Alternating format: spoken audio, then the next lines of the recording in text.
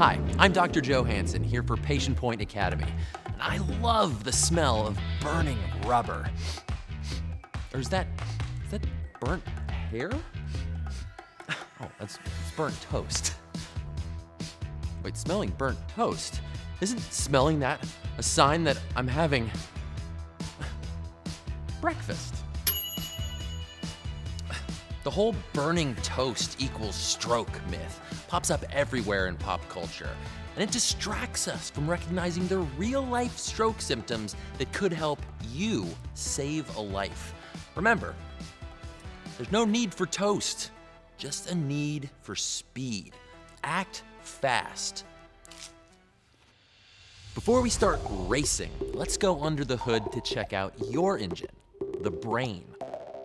Like every organ in your body, your brain is fueled by oxygen-rich blood. When something interrupts the flow of blood to your brain, like when a clot blocks an artery, you experience what's known as a stroke, a temporary lack of oxygen that causes brain cells to die. Depending on where it occurs in the brain, a stroke can impact everything from motor skills and speech to thinking and memory. Unlike a heart attack, stroke victims typically do not experience physical pain and may be unaware of the emergency in their own head.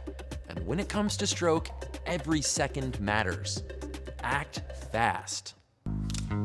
FAST is an acronym to help you remember the signs of stroke, and a reminder that the quicker you act, the better. So if you suspect someone's having a stroke, act fast.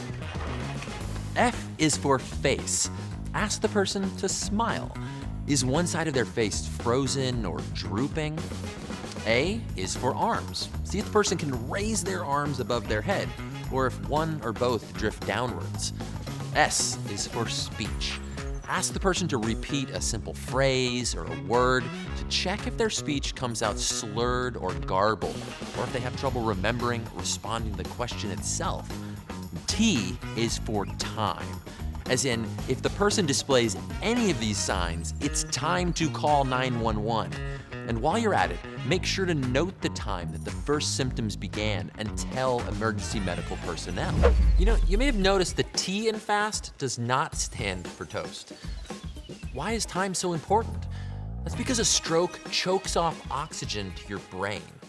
I mean, think about, holding your breath underwater. The longer you go, the harder that becomes, and the worse it feels when you finally come up for air. The longer a stroke lasts, the more damage it's likely to cause.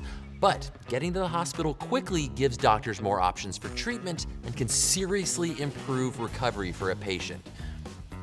For example, there's this one medicine doctors can use to break up blood clots and cause them to disintegrate, as long as they administer it within 3 hours of the first stroke symptoms.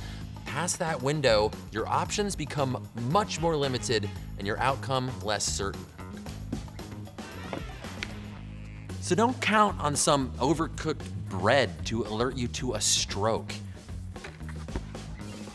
Remember, act fast and you may be able to help someone survive an emergency and get back in the driver's seat.